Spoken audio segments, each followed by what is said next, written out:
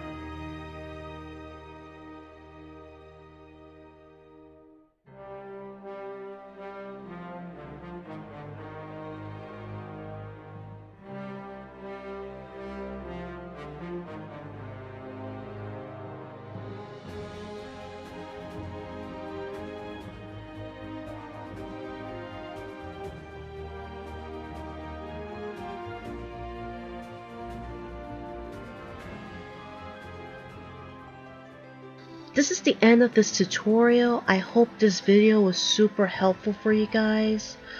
If you're unsure of anything, be sure to post your questions down in the comments below. If you like this video, be sure to like and subscribe to my channel. I'll try my hardest to upload much more frequently than this. You can also follow me on all the other social media, Facebook at StardustMegu, Instagram and Twitter at Stardust_Megu. So yeah guys, thank you guys so much for watching this video, and take care my stars.